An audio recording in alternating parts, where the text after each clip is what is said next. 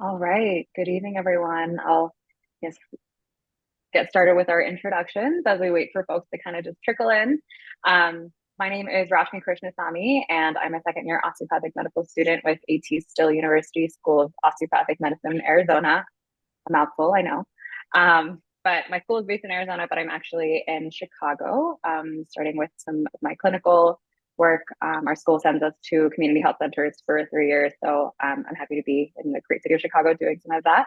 I also serve as the advocacy lead on the Health Justice Council for the Student Assembly with the Social Mission Alliance. And the Student Assembly is a just team of students, and we're the student focused arm of the Social Mission Alliance. And we really are a community of interdisciplinary health professional students that are really passionate about advancing social mission.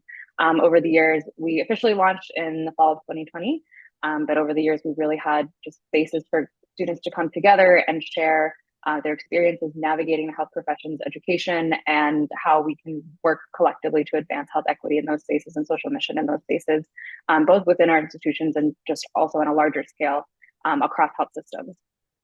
So tonight's webinar, as you all know, is going to be focused on unionizing, don't agonize, organize.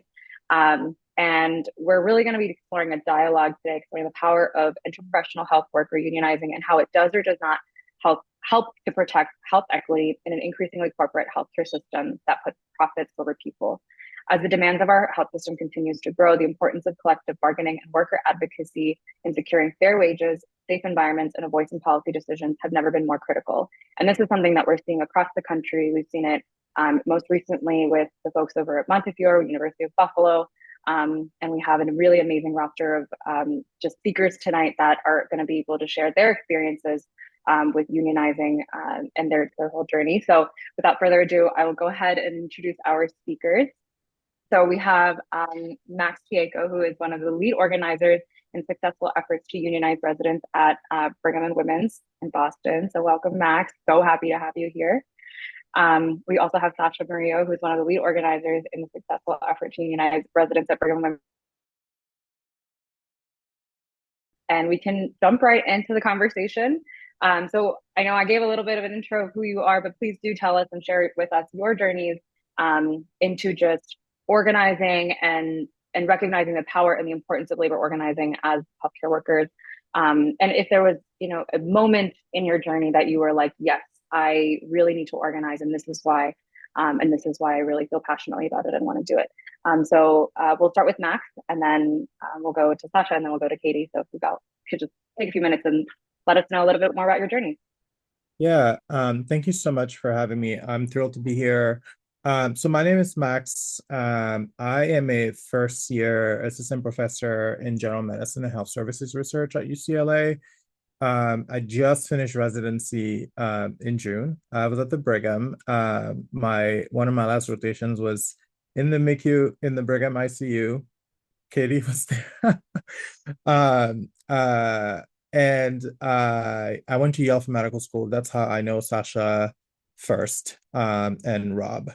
And Sascha and I got to be um, partners in crime and organizing at while Sascha was over at MGH and I was at the Brigham.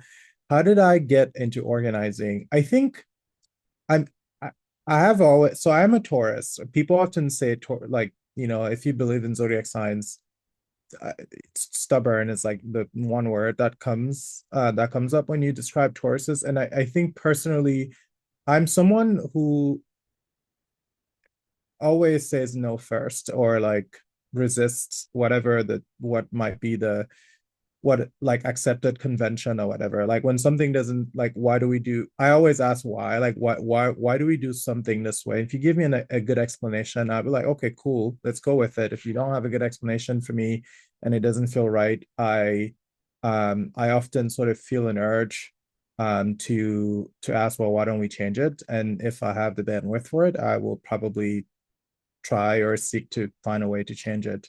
And so, you know, I was inspired by people I went to college with. I wasn't particularly active in that sense as a college student. I was at Howard, new immigrant to the United States, sort of just finding my ways, but I was surrounded by other people who were engaged in various forms of activism. Like my friends went down to protest at the White House. It sort of was in the, you know, the gene of Howard alumni to be socially engaged. And I think the first time that I really sort of found my footing in various forms of organizing was as a medical student. And I'm so glad that I met people like Rob and Sascha. I joined I joined various initiatives there, including our committee for diversity, inclusion, and social justice. And we sort of found ways to have like an insider outsider strategy around organizing in our medical school. And then while I was in med school, 2016 to 2021, like residents across the country were organizing. I think 2016 is when the residents here at UCLA won their union. And then 2019 is when that happened at UCSF. It was sort of happening everywhere. And to me, it was a no-brainer. Yeah, of course, residents should be unionized. Like, especially knowing the history of resident labor in this country, the fact that when you go into residency, it's like the only job that I know of that you have to like pay to apply for a job, and then where you also literally cannot negotiate, right? Like we are basically fixed by the match. You have to pay all these fees. I mean, the residency application fees are the number one source of revenue for the AAMC. And then there comes the match. Like here, boom, here's your contract, right? And there, ages like decades ago, there was this lawsuit, um, big antitrust lawsuit against the AAMC, the LCME, like the ACGME, including hospitals like mine where I trained. And the residents were going to win this lawsuit because it is arguably a violation of antitrust law. And what the big wigs realized is that they were going to lose, and so instead they lobbied their respective people in the Senate, and they amended the law literally, right? It was a reconciliation bill in the Senate. The senators from Massachusetts and New York just wrote like a brief amendment, like residency training is not a violation of antitrust law, and boom, that the lawsuit was dropped. So residents haven't had any power in this country for a really long time in terms of, you know, having a say in what working conditions should look like, what compensation should look like. And then so whenever I heard there was a little bit of movement there, I was like, yeah, I support these people. And COVID happened. There was a lot of energy around that. I think the first residents that I remember who were unionizing or organizing around COVID were over at UC Davis. They won their union during that period.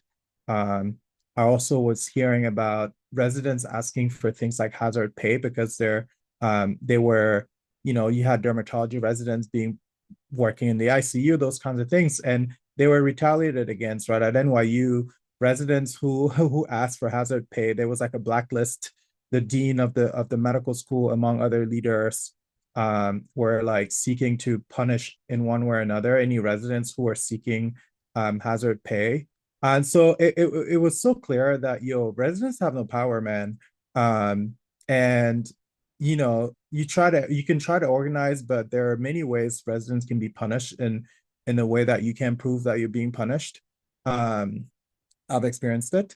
Uh, and so when I matched at the Brigham, like I think Sascha was one of the first people over in Boston that I talked to. She was like, "Yo, we're organizing," and I was like, "You bet, count me in." And so like I joined my first organizing meeting like before I was an official employee of MGB.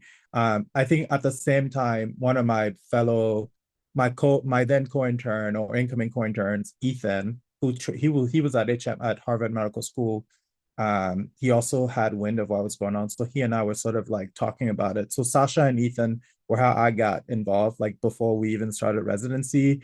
And I took it and I got in there, got my hands dirty, and yeah, we took it to a W until I left. Like I was attending bargaining meetings till my last day as an employee at MGB. So that's my story. That's amazing. Thank you for sharing that. I guess Sascha, would you like to go next? I mean, you guys are really working on this hand in hand. Yeah, sure. So, hi everyone, I'm Sascha Murillo. I'm currently a primary care physician at Boston Medical Center. I was in residency at Mass General. So, if folks don't know, Mass General Hospital and Brigham and Women's Hospital have merged. They merged a while ago, and they form an entity called Mass General Brigham, and that is the entity that Max and I were involved in organizing the house staff across that entire system. And a little bit about sort of where I come from and sort of like the values, the experiences that kind of brought me to this work. Honestly, I feel like it starts with sort of where I grew up. I grew up in Providence, Rhode Island. I feel like I've always been attuned to inequities around me and how power is inequitably distributed. And a lot of that was actually happening in the school system, and I experienced it sort of firsthand. But I also had a mother who was a public school teacher who was also facing a lot of cuts and was part of the union. And so I think that I grew up just really knowing how important it was to have organized labor at the table, especially when these top-down decisions were being made and largely affecting mostly poor working class people. And so I kind of got to see sort of, my mom on the front lines rallying after, No Child Left Behind at the State House. And that was really impactful. And then you fast forward, past college. I know that I'm sort of interested in becoming a doctor and, but kind of want to understand a little bit more about how I can sort of address health at a community level and address sort of some of those structural and social determinants of health. And I actually worked for a few years in health policy advocacy in DC, and then moved on to a civil rights law firm where I actually worked as an organizer. And I got to know a lot about healthcare labor organizing. I worked with the New York State Nurses Association yeah, Katie Smiley, yes. They were I worked closely with them. I worked with Doctors Council, which is a union that represents attending physicians, largely at sort of public health hospital institutions. And then we also worked with the Committee for Interns and Residents, or CIR, which is a union that largely represents house staff or residents, trainees, which is the organization that eventually Max and I were starting to work with as we tried to successfully organized Mass General Brigham house staff. So I think I got a lot of exposure to the role of labor organizers, not only in advocating for their own identities, but also the power that they had to, address systemic issues that they were seeing in their own hospital systems. And so we all had formed a coalition to save maternity services at a public hospital up in the Bronx. And so that's where I sort of got to see a little bit about, how important it was for this group of professionals to be organized, and the voice that they could have by doing so. And, as I entered residency, I also realized how important it was for there to be a shift in the way that we as physicians, future physicians, kind of see ourselves as workers as well, and how important that is too, in terms of not just I think we are a very privileged group. And I think it's important for us to also think of ourselves so a little bit differently and think about our work, because I think there has been one thing that troubled me a lot while I was in medical school was this idea that medicine was a calling. And I think I struggled with that a lot because I actually think that that really led to a lot of burnout, because I think it leads the system that is not thinking of you really as a calling, but taking advantage of folks who kind of come to medicine thinking that it's a calling, and take advantage of that and extract as much labor as they can out of you because of that. And so I think I felt like the work of organizing for a union, for house staff, was not just about getting a seat at the table, but it was also about a shift in the way that we think about our work and what we do, and how we relate to it. Um, and my hope, and we'll get into this later, is that it's also something that can filter, among other workers in the healthcare system that aren't organized yet, especially in these big, powerful institutions. So I'll stop there, but I'm looking forward to chatting with you all. Thank you, Sascha. Thank you so much for deep diving. Go ahead, Katie. Well, this is two great people to follow, right? So I am the president of the Massachusetts Nurses Association, representing over 25,000 nurses and healthcare professionals across Massachusetts. And I'm still a full-time night ICU nurse at the Brigham and Women's Hospital. And a couple of years ago, I was sitting there in my ICU, and this young resident walked by and looked at the pin that I was wearing and said, "Hey, can I take a picture of that?" And that was how I met Max, because at that time, my pin said that I was supporting the nurses at St. Vincent Hospital who were on strike for 10 months.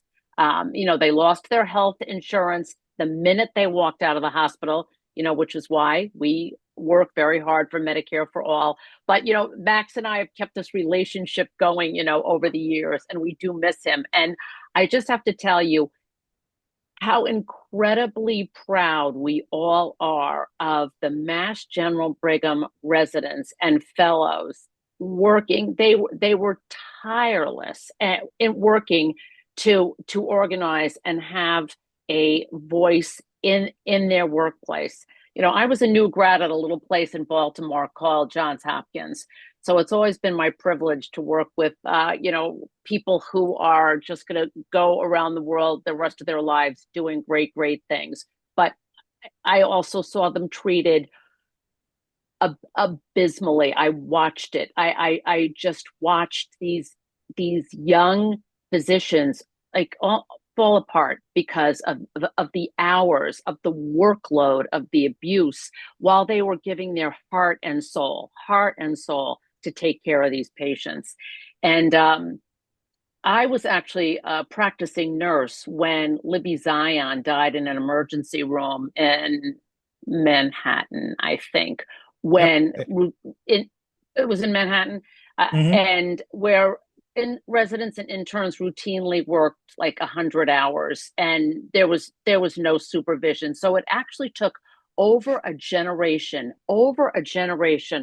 after she died, through, because the house staff taking care of her was like so overworked and probably on no sleep and no food. It took a generation for that change to happen, and the world has changed. There's too much going on. Patients are sicker than ever. The technology has exploded. The work that you are doing in organizing and humanizing the residency programs, and my take on it is that it's better for the medical residents than it is for the surgical residents and some of the other specialties. But the work that you're doing is life-saving, both your patients' lives, your community's lives, and your own lives. I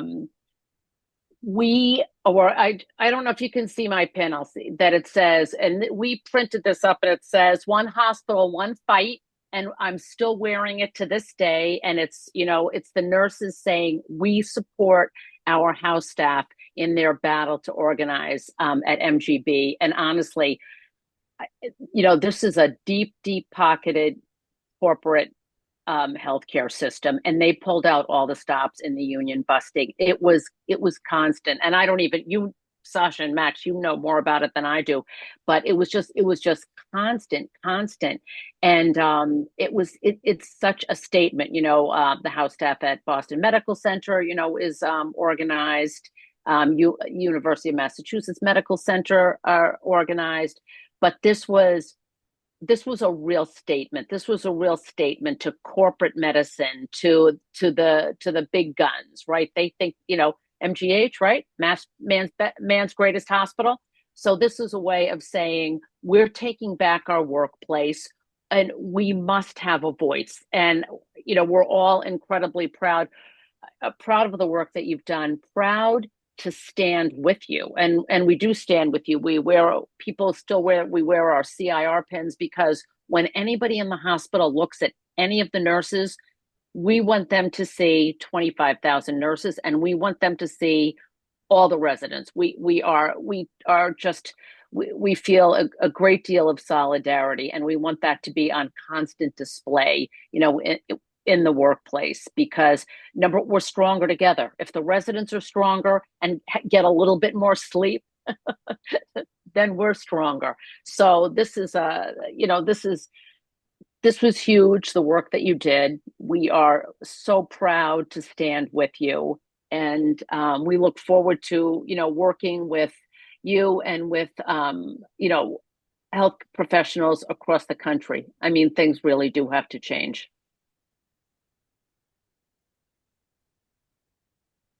Thank you, Katie. And, all three of you touched on some really key kind of points of conversation that I was hoping to dive into a little bit more. I know, Katie, you mentioned just the increasingly corporate takeover of medicine and healthcare, and just the harms that it's doing both on our healthcare workers as well as our patients, and just communities across the country. And I know that all three of you kind of touched on the value of like interprofessional organizing as well. And Katie, you mentioned just the solidarity that comes with that. I guess, and maybe Katie, you can speak to this first, since you did kind of speak about it just now. Just what examples really exist, more examples. I know you guys are literally one of them in Massachusetts, the amazing interprofessional work that you all have done with the organizing. But what more examples exist in terms of industrial approaches to health professional organizing that bring physicians, nurses, MAs, patient care technical workers, and hospital service workers kind of into the fold? And what is really the benefit of, and what are the affordances of that approach for collective bargaining and power building versus other approaches to professional unionization? So we think that, relationships, that are formed one-on-one, on the picket line or at the bedside, at 2:00 in the morning, these are the relationships that we use to grow. And, we do have, all health disciplines in the Massachusetts Nurses Association. But I was actually on the phone with one of the organizers for SEIU today, on a completely different issue. So we're trying to really build relationships so that we stand with them. We certainly stand, we make sure that everybody knows we're on the UAW picket lines. We're working internationally with both the garment workers and the Taiwanese fisher people, who are like incredibly exploited, to the point where their lives are in danger all the time. So we try to, build those relationships. Is that what you were talking about? Because I think, and then I think locally, so if you're residents, you probably don't see the news as much as I do, but we've just been dealing with the Steward healthcare crisis, where the executive extracted, tens of millions, probably hundreds of millions of dollars out of these hospitals, many of which were safety net hospitals, and is, happily on a yacht in the Gulf of Mexico, and 2 hospitals closed. So, we were dealing with, forming relationships with, the professionals, but also the workers, all the workers who lost their jobs when those hospitals closed. We also try to keep relationships with, elected officials in Massachusetts, especially this time around, a little bit of a waste of time. But, our nurses were just invited to Senator Sanders' congressional committee in DC last week. They provided testimony on Thursday about this. So again, we're trying to always, and that's to work in working for our members and our workplaces, but we also work very, very diligently. Social justice is part and parcel of what we do. A couple of years ago, we published a white paper on the dismal lack of maternity services, just in the Commonwealth of Massachusetts. Of course, in all the vulnerable population parts of the of the state, where there were no public transportation, where there are really maternity deserts, and really to this day, when we go to hearings, that paper is still used and recognized, and people reference it. So we really try to. We are always looking at the social determinants of health, and it's it's critical to what we're doing. I don't know if that answered your question. I'm sorry, I might have gone down a different road. No, that's okay. We're just having a conversation. And again, you're, touching on things that I'm gonna ask more questions about. So I love the energy, Max. You wanted to add something. Yeah, I think part of what I'm hearing is you want to know the how the way interdisciplinary organizing materializes in the day-to-day maybe. And I think um what are we in here for, like when we show up at the hospital, right? We take care of patients together. That is the ultimate mission. It's like delivering patient care, excellent patient care. And a lot of us face a certain moral injury when we feel like we're not able to deliver the best care that we know we should be able to if we had all the resources available. And I'm going to use a sprinkle of examples. So like my very last rotation of residency was being in the phys, which is like the senior medical resident that like shows up to put out fires, or if you can't put out the fire, you got to get a patient in ICU bed, right? So I'm flying from wing to different floors, working with stat nurses, trying to stabilize patients. Sometimes you can't stabilize them long enough on the floor, or you need more time, and that means you need another nurse because the floor nurse already has 2 or 3 other patients. She can't be in there, or he can be in there every 30 minutes adjusting pressors or whatever, and the patient needs to be in the ICU, but there's no ICU bed. What the hell? What do you mean there's no ICU bed? It's one of the best hospitals in the country. Or there's an ICU bed, but there's not an ICU nurse. And so one of the stat nurses has to become the ICU nurse. And then you realize, oh, this is because at higher levels, the institution is kind of screwing us, right? Like there's there's not enough nurses because of the sort of the ratios that are being set at the top. And like nursing patient ratios is often an issue that is being raised when like nurses are organizing around like contracts. Like I remember, I think in 2016 at the Brigham, when the MNA voted in favor of striking, and then Brigham got it together. Ratios was an issue, right? Like they're saddling nurses with more patients than ideal, and like they can theoretically say, well, you can handle it, but the problem is not often whether you can quote unquote handle it. As an intern, yes, I was handling 9-10 patients because the ACGME says you can handle it. But like, what happens when one of those 9 patients has like schizophrenia and like requires a lot more of your time at the bedside? Then you can't really do anything else for your other patients, or you can't do much else. So I think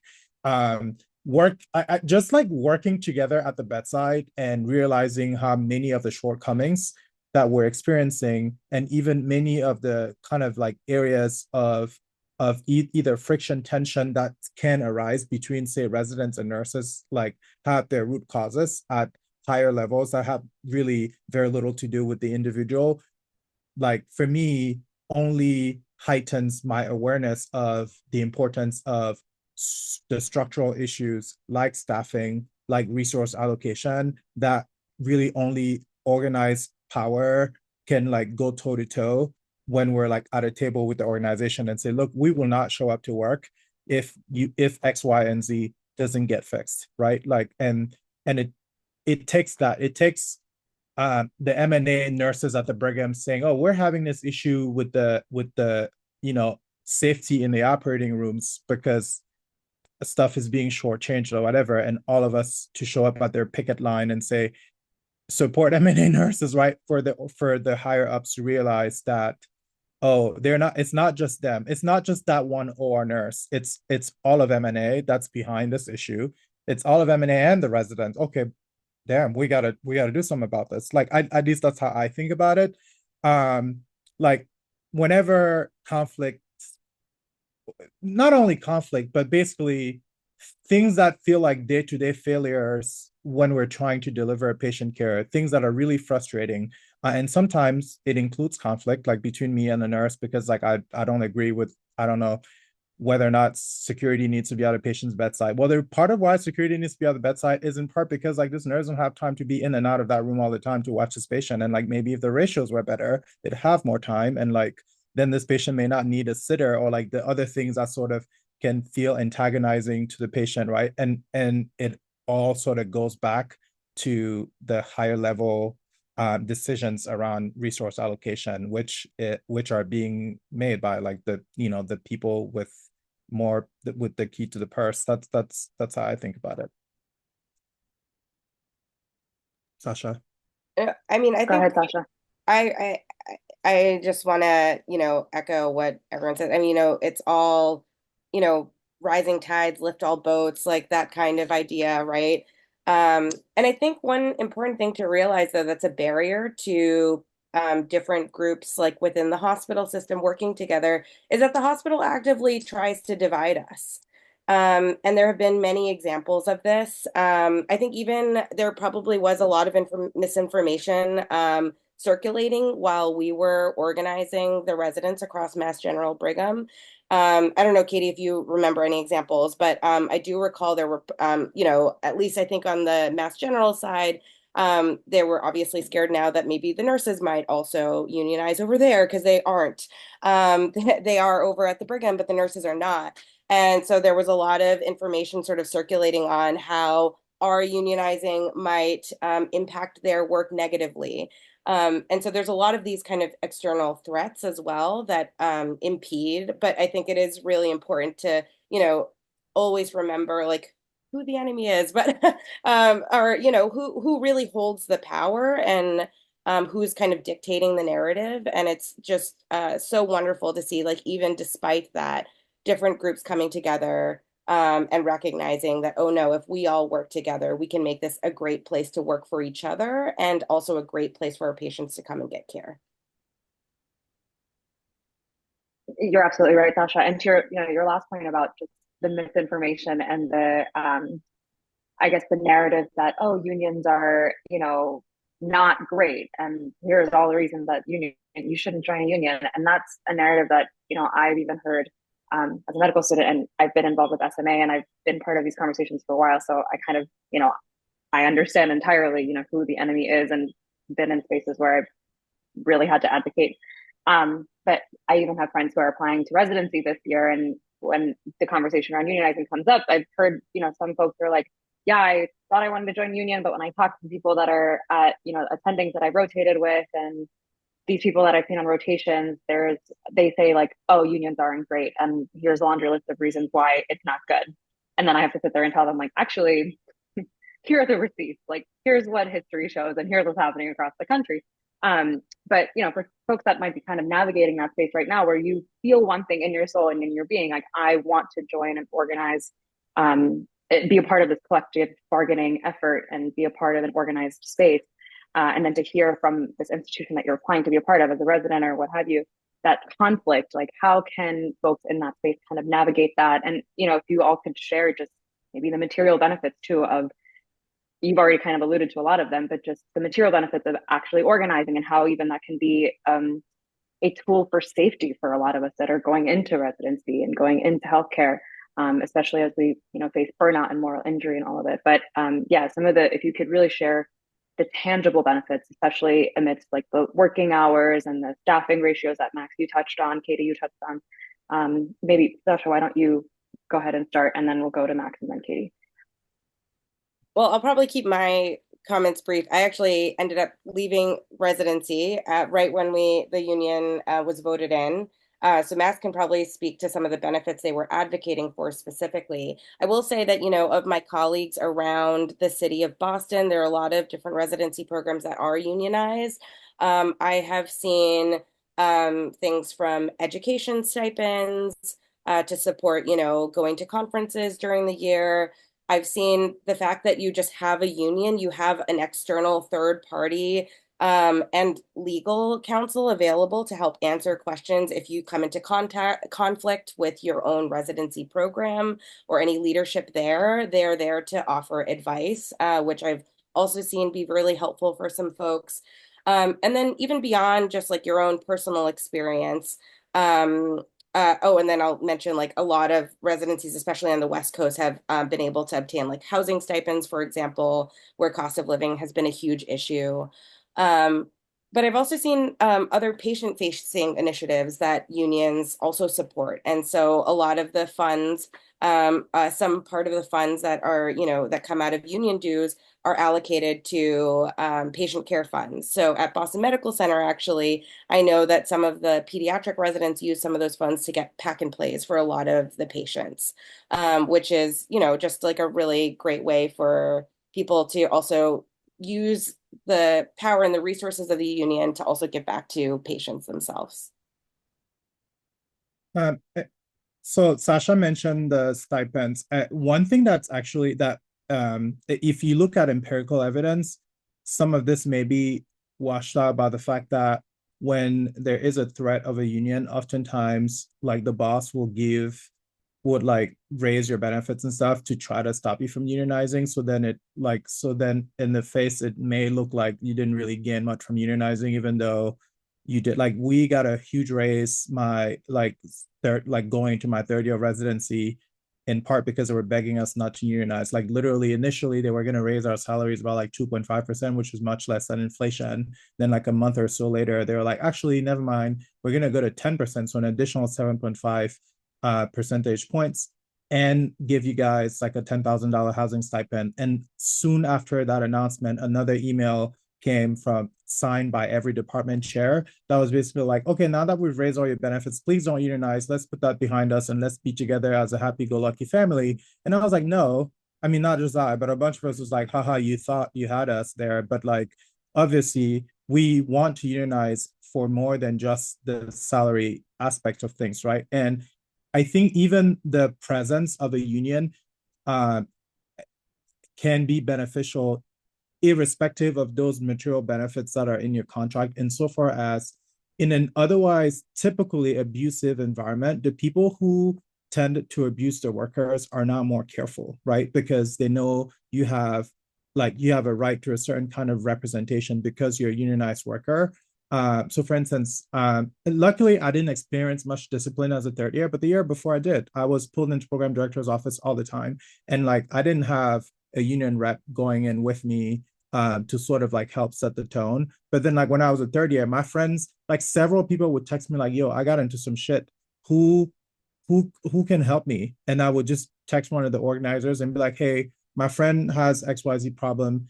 Can you connect her with the right person to go into this meeting with her? Right. So that one, you don't feel alone. Two, the people who hold all the power and like quite literally hold your career in their hands, like know that there's now a more sort of like check and balance kind of system because they can't just make unilateral decisions about you now that you have like third party representation that isn't like working for the man. That is especially important for residents who are more likely to experience discipline, right? We know that minority residents especially Black and Latino residents face like much higher rates of discipline, much higher rates of attrition, and it's through various mechanisms, right? Lack of support, which then sometimes translate into like your ability to actually like learn, especially if you're in a surgical specialty, where like in order for you to learn surgical skills, like people have to hand you the scalpel, and that is like sort of mediated by whether or not they like and trust you, that kind of stuff. And then another, I think, benefit that isn't discussed much is like just what does it mean to be in solidarity with other people? Okay. Like I worked a ton as an intern. Right? People would often say, well, I don't have time to do XYZ because I'm working a lot. Of course, we're all working, but like I actually feel like being part of the organizing committee like gave me an additional reason to like get up and go to the Brigham in the morning. Like I hated residency. There are lots about residency that I liked. Of course, like I love being a doctor. I love working with people like Katie. Um, and like organizing like gave me an additional sense of purpose. Like I'm doing something that's bigger than me that is going to hopefully like affect the lives of tens of thousands of people like for decades to come, and in solidarity with a bunch of people that I for sure am going to call friends for a long time, right? Like Sascha and I were already friends, so like union or not, like we were going to be friends. But then I made other new friends through this process that like for real are going to be like friends for life, and we've done something really meaningful together. Which takes me to my next point in terms of like spillover benefits. So yes, we Brigham MGH residents and like, you know, the satellite smaller hospitals got a bunch of stuff, but like because we unionized, the hospitals surrounding us now felt scared and they raised the wages of their residents. So like the Boston Children's Hospital raised their resident salary by $10,000 just by virtue of us like doing this and getting the raise, right? That happened at the BI next door too. And they're still gonna unionize. That don't mean nothing. Like, so there's the benefits from just the fact that we did something internally, and we've now created a certain infrastructure that hopefully will help make residency a somewhat more just experience for those of us who participate in that infrastructure. And by that I mean paying dues. Made friends, and then just feeling like, okay, I have done something. I like to this, I don't know what I'm gonna do with my life or career or whatever from like a public health, because I'm a public health researcher, but like I feel like if this is the biggest thing I've ever done, I will be so happy. Like I'd be very happy that like I've participated in something that quite literally changed material conditions for at that point 2,500 residents, but there will be more year after year. More residents coming into MGB will have benefited from the work that we've done, and it'll probably hopefully translate into patient care, although that's like harder to measure. But then also the residents at the BI and the residents at Children's and the residents at BMC who locked in a better contract because we got even better wages. So it feels good to have done something that's gonna do good in the world. Even if I never got that bump, that $15,000 bump, which was nice, I would have been just as excited. Like, you know, like, and when I came as an intern, I was like, if I do one thing here, it will be contributing to this union campaign happening. And it did. So, yeah. Katie, I'll let you go ahead. So, yeah. So powerful, so powerful. I just wanted to, it was interesting. I was listening to what you were saying, Max, when your patients were sick on the floor and you were trying to get them into the ICU. Now, for those of you who are working in California, you're aware that every single hospital, every single area, there are limits on the number of patients a nurse can care for at any one time. They won that. I want to say like maybe it started being implemented maybe 2008, was finished 2010. I'm never good on exactly how long these things go, but there are limits. And so, they can't be given, 8, 9 patients at a time, the limits in every single area. And we have been fighting that battle for 2 decades in Massachusetts as well. We've been trying to get limits in every area because, there are limits to, like if you take your dog to daycare or your child to daycare, there are limits. But there are no limits on how many patients a nurse and certainly, any healthcare professional can take care of in the hospital.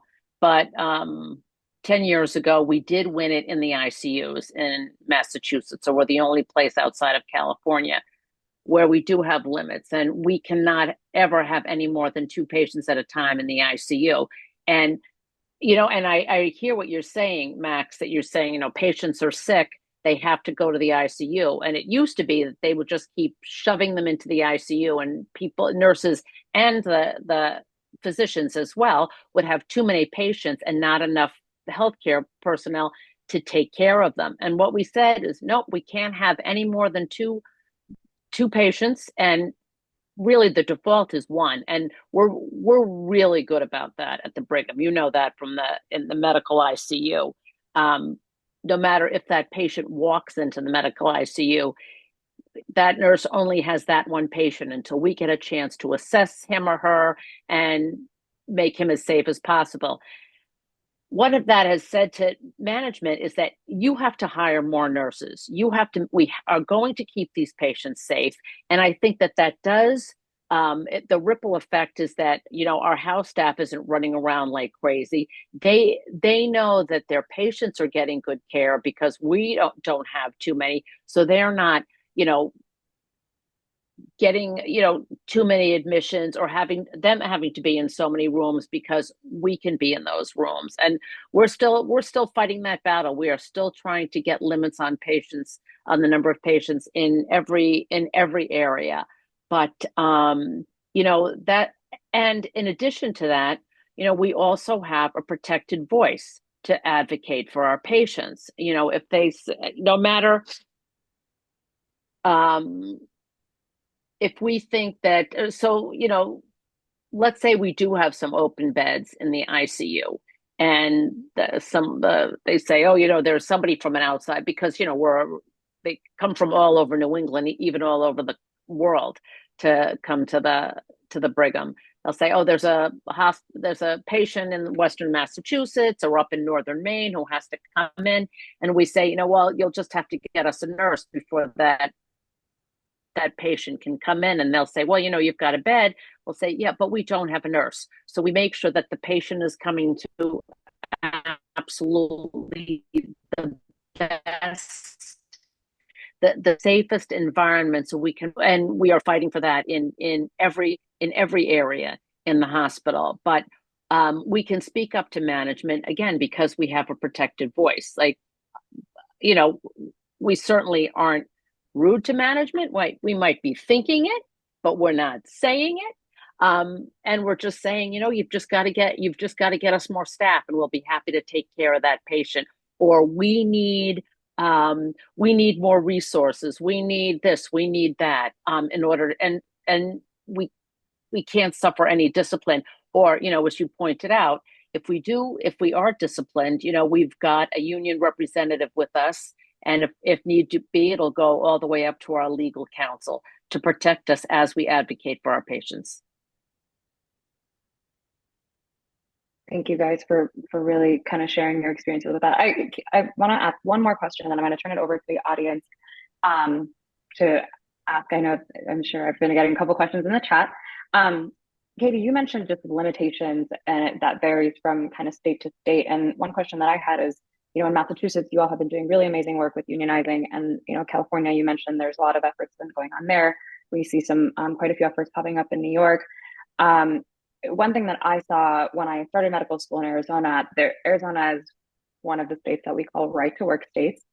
So technically, they don't like the word unions, and unions are not allowed. So I wanted to ask, right to work for less, we say. Exactly, that's right. You know what that actually means. Yep.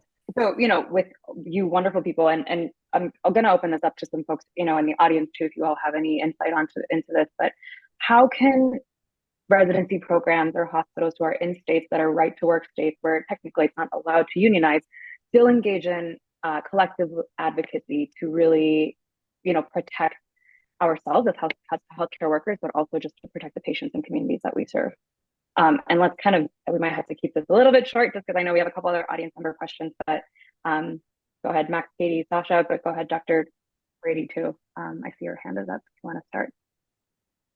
Speak to it very briefly. I'm in a right to work state. My name's Christopher Brady. I'm a family physician at a community health center network in North Carolina.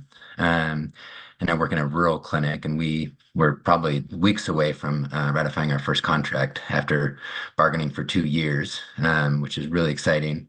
We're Piedmont Providers United. We're doctors and APP folks in our union, and on the down low, we're working to be an all-staff union. Our organization doesn't know that yet, but we're in a right-to-work state. What that means is that we just can't force folks to pay dues. And I think there is a bit of a misunderstanding there that, and I think that's essentially the anti-union education that most people get in this country, that we're not able to be a union. And it's so interesting, the education I've had around how people think about unions. And what I love is forming this structure. And for me, it was my residency at UCSF that really showed me the possibilities of a union.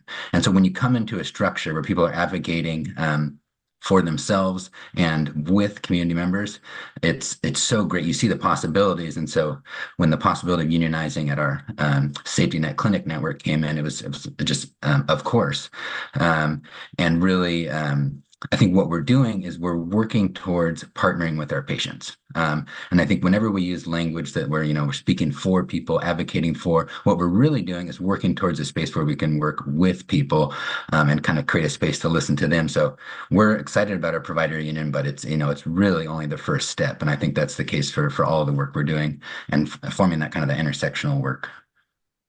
I just want to briefly say you can form unions in right to work states, as Dr. Brady is saying. That the big hurdle is that workers can't be compelled to join a union in a way that is the case elsewhere. And so then that just requires a lot more organizing and a lot more just soft skills and relationship building. Because once we won a union, it was like, okay, we won, so too bad for you. You either have to pay dues or you have to pay a fee to the state of Massachusetts. You can't do that in Florida. uh but yeah, so more organizing, more deep canvassing, as what people call it, right? Like listening to people, talking to people, and really finding ways to connect across values so that they can join the labor movement. Um, Yeah, go ahead, Sascha. I feel like what Dr. Brady actually also, just the idea of an all-staff union kind of also dovetails with maybe Brian's question in the chat. So maybe, which I'm very eager to have us tackle a little bit. So I think, first of all, an all-staff union sounds amazing. Dr. Brady, if you have any other thoughts or comments about sort of what that conversation has been like, I feel like that might also be sort of one method in which people across professions within the same workplace are working together for the same goal. Definitely is a little more challenging for large organizations. I know, when we were pursuing the union for residents at Mass General Brigham, it's easy to organize people based on a similar sort of shared identity and shared experience as trainees. We're in this intensive period, and so that was sort of the model, obviously, that we were following. But yeah, I think that what solidarity among different professions can look like. I mean, I think it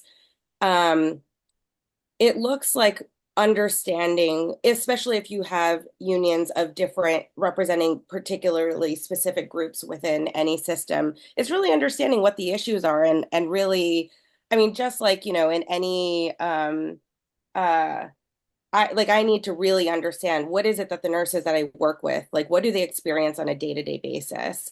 It's not just like, okay, I'm part of a union, I'm going to go and show up to their rally for safe staffing. It's really internalizing, why are they fighting for this? And we know that based on our own experience and what we see in the hospital day to day. And I think a lot of, what makes, for good relationships between different unions and different worker groups within an organization is really having just relationships with people and having I mean, Katie and Max worked together it was the ICU. I can't remember, but Yeah. I know you worked together, and translating those individual relationships into these broader causes is really what kind of helps build that solidarity. And I think that the question around how sometimes participating in any given disobedience for maybe one group's goals might strain the other, I think that is possible. And certainly there are conflicts that can arise. But I also think that that question may come more from above than actually be true to what's internally happening among those groups. And I think that just sort of references what I was speaking to before. The goal of the higher ups at these institutions is to divide and conquer. And so I think really just trying to remember that, and they're going to keep making us think that it's a zero-sum game, that the pie is limited. And so if the nurses get this, then the physicians won't get this. And that's not true. And I think constantly having communication and sharing with each other what the goals are. Usually a lot of the leadership of these unions are meeting on a regular basis. And they do have to negotiate, okay, talking about these bigger picture goals for the union and their individual constituents. But yeah, I'll stop there. But those are sort of some of my kind of rambling thoughts about that. Yeah, I'm even just you mentioned, not just you, but we've mentioned many a times how much Katie and I enjoyed working with each other. And I think it all starts with building relationships. And obviously there's different ways of doing that. You can build relationships by, like, there are some Brigham nurses who I met at the picket line. And then there are the nurses who I met during care coordination rounds or at the bedside. And I think most concretely, so Katie and I met when I was an intern, and the nurses, you know, in Western Mass were organizing, and I was like, yo, I support this campaign. Like, I love what they're doing. It was the longest lasting nursing strike in the history of the state of Massachusetts. And I was just so floored. I was like, oh wow, she does this full time and then goes over there and supports this effort. And like fast forward, I think at some point during my junior year, I like walked down to the unit. I know Kitty only works at night, so if you want to find her, you have to be a night owl. I like left my twilight shift at like 1 a.m., walked onto the unit, and I was like, yo, we are organizing. Just like, have you heard? What have you heard? And this is how the like M&A CIR solidarity at the Brigham, I think, started. Like by me going down there and be like, this is what we're doing. She was like, let us know, what do you need? How can we help you? And I like went back to my co-organizing friends and was like, yo, the M&A presidents, like, she supports us. Like, how can we leverage their support? And from there on, there was a meeting, and then like, then we had a press conference, like, and I knew the M&A folks were coming. I didn't know they're coming with a huge banner, like, you know what I mean? There was this like huge show of solidarity, and then other M&A, like, I started seeing nurses on the floor wearing the pins, and that in itself like sends a signal to other residents who were otherwise reluctant to like talk about the union because they were being scared by their program directors or to support it. It sends a signal like, this is a thing that you can talk about, or this is you should feel safe engaging in this kind of show of solidarity with your colleagues. And I think just small actions like that, like wearing a pin, that support what the other group is doing. I mean, I've had nurses like frowns turn upside down the moment they realize that I'm wearing an M&A pin. Uh, they'd say, "Oh, I like that pin," and all of a sudden, she's nicer with me. Like, it's just show, like, it goes both ways. Like, if you have shown support to the organizing efforts, like in a sort of structural kind of way, that can help with relationship building. And if you've built relationships at the bedside or in other settings, that can also help with solidarity at the organizing level. So I think it's sort of like a cycle.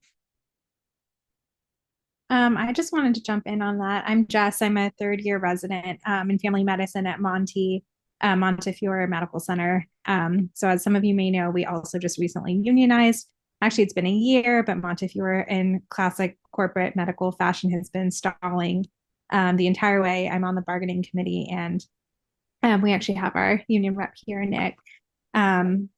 But just to speak to the power of like collaboration with nurses and that solidarity. So when the nursing strike happened from NISNA last year, I think I was still an intern on the floor. And definitely, like, we heard from Monty, like, you're having to take over all the nursing duties, et cetera, all these like efforts at dividing us.